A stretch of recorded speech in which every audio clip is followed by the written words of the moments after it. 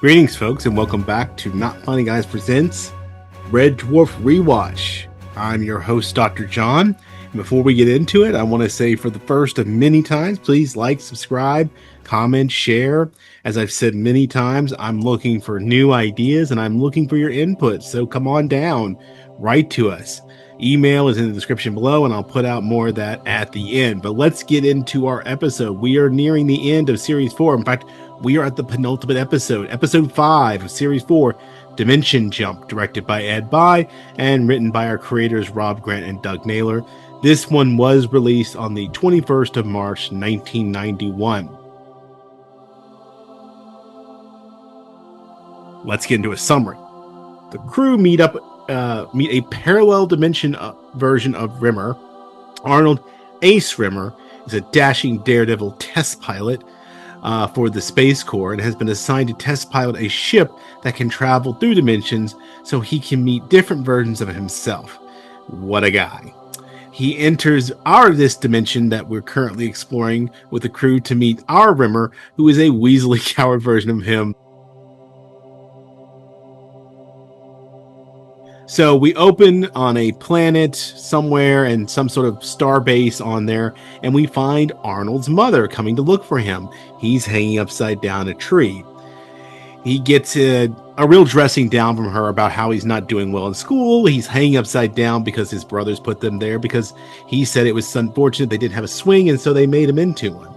And so she talks to him about their dream of him being like his older brother and being a test pilot in Space Corps. This will be the decision of his life. We don't figure out what the decision is because this is where we now cut to the future with Top Gun-esque music playing of Ace Rimmer landing on a base, clapping for him as he walks through the halls. Runs into an alternate version of Lister, he calls Spanners. He's the mechanic and engineer. They're really good friends. Rimmer is obviously super modest, super he'd rather go down to the mess hall than go to this party that Brass is throwing him. He's very much the opposite of the Arnold Rimmer we know. Everybody keeps saying, what a guy. Runs into an alternate version of the Cat. John-Jules is now playing a priest. He calls him Padre. Talks about he's checking in about a sick kid he's been helping. Again, what a guy. We then meet Holly. Hattie Hayridge is playing Melly, the secretary, flirting like heck. She offers to basically meet her. She wants him to meet her in the quarters. She'll be covered in maple syrup. He says they can't fraternize with colleagues, and she says I quit. And he's like, I'll be there at I think 1300 hours. So I think that's lunch for him. We then meet Crichton as a human this time, as Bongo, his boss.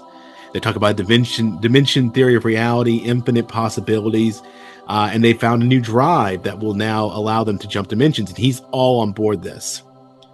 And the idea is that some decisions led to different decisions and outcomes in life. They end up discussing the whole theory behind dimension theory. Basically, the idea is very similar to what the MCU has been doing with their idea of branching realities. If you watch the Loki TV series, really explains that. Strictly butter side up is his comment because Bongo then proceeds to hit on him, and he says, I didn't know your butter was breaded that way.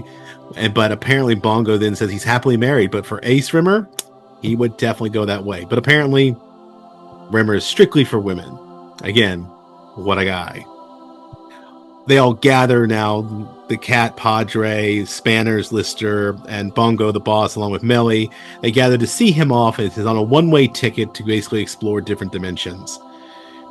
He then gives his line, smoke me a kipper, I'll be back for breakfast. Now we cut back to the other Red Dwarf in the current dimension, and we find Lister and Crichton trying to sneak off to go fishing on a planet they found a little while back, I guess. They get caught by Rimmer. They're trying to talk their way out of this when the Cat comes in and blows it all after they've been trying to claim they were going to watch Jaws down in the movie theater. You're going to need a bigger boat.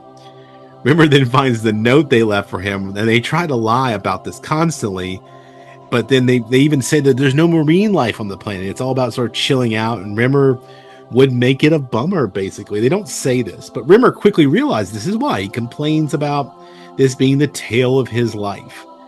He's boring, complains about how they don't like him. Apparently, He's a fan of Morris dancing, which they don't like any of his hobbies. They all sound terribly lame.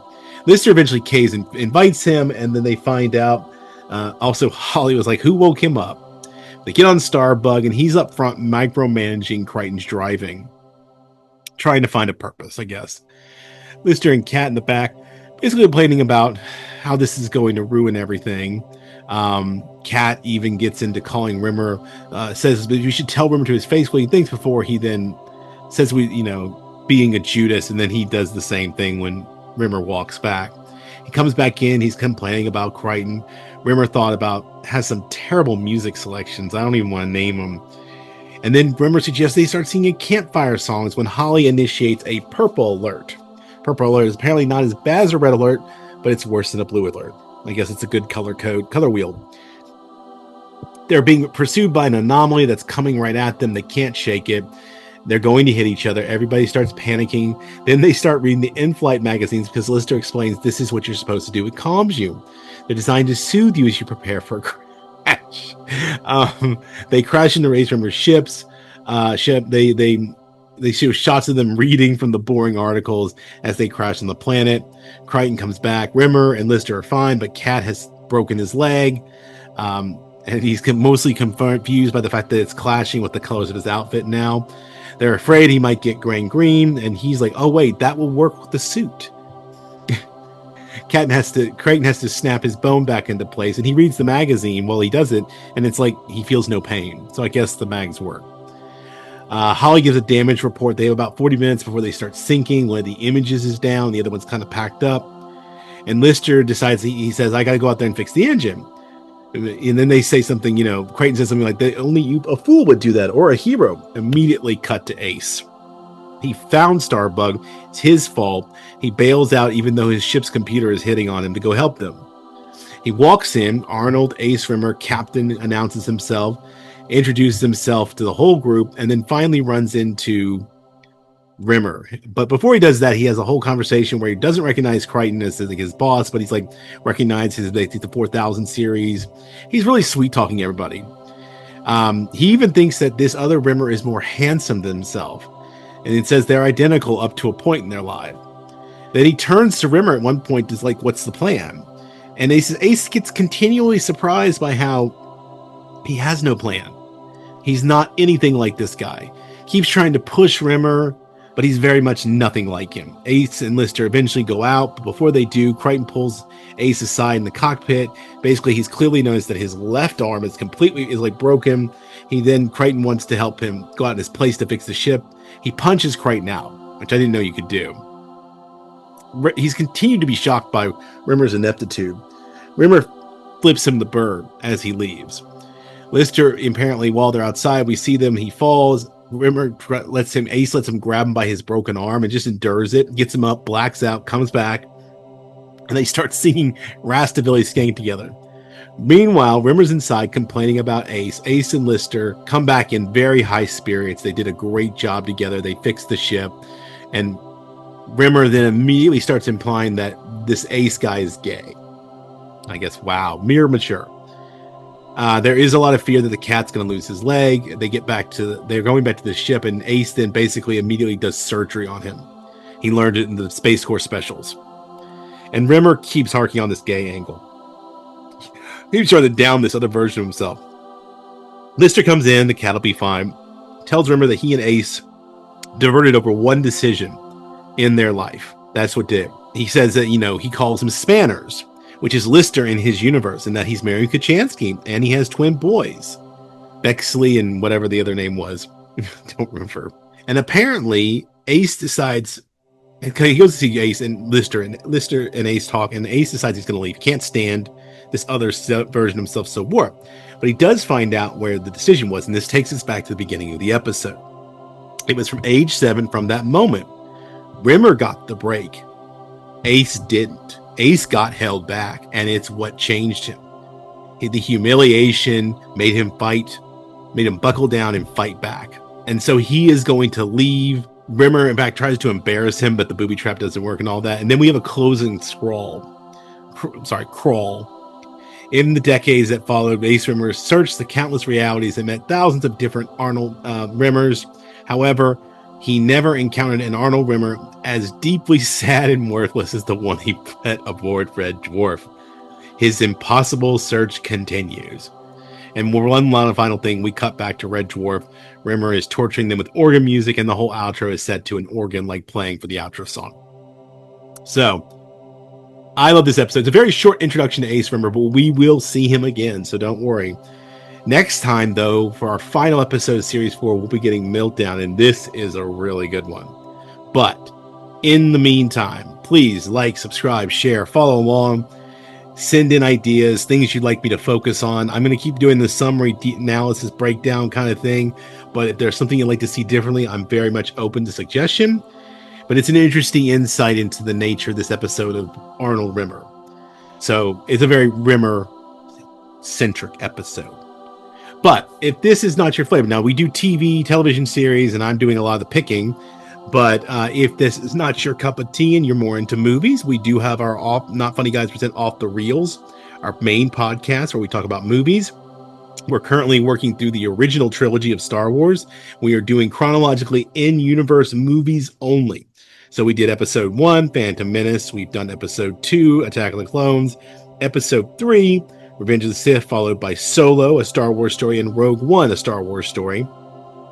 We have now, you can see we've done 2. We're about to wrap up the original trilogy. We have Star Wars A New Hope, episode 4, and episode 5 of Star Wars Empire Strikes Back. And coming next week, we will have our episode about Return of the Jedi as we unfortunately move on to what will be a very harsh critique of the sequels. So if you love Star Wars, but you hate the sequels, you should come and join us. If you like all of Star Wars, regardless, you're going to run in some critical feedback, particularly when we get into the sequels. It's going to probably get ugly. But please come join us and laugh along with us. Also, if that's not your thing, we also have another podcast. We have Wrestling with the Horror of It All, where my not funny colleagues, Casey and Eric, talk about wrestling and horror movies. They just did Fright Nights. I don't know what it's called. I'll make them tell me sometime. They were just down in Orlando seeing stuff and indulging all this. There's a bunch of it posted on our TikTok across our social media. So check it out. And if you like that kind of stuff, check out that podcast. If you want something a little bit more discussion, thinking based, academic even, you can also join me and our not funny gal, Dr. Kristen, over on our Thinking About Thinking, where we talk about all kinds of stuff. We just have a new episode up. As I'm recording, we just have a new episode up about using AI models and finding a way to figure out if they're just telling you what you want to hear, or are they telling you an objective truth?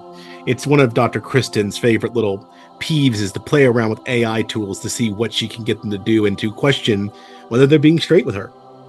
So, and we'll have another episode after that where I'll get into my own little weird political topics. But you can, I'm also writing that on Substack, which if you want to, esotericbydesign.substack.com. That's where I do longer form writing now that I've gotten back into the swing of things. But that is what it is. So, like, subscribe, all that fun stuff. Come back for more. And when we're going all the way through Red Dwarf, folks. But until then, remember, don't be a smeghead. Keep it not funny. And I'll see you next time.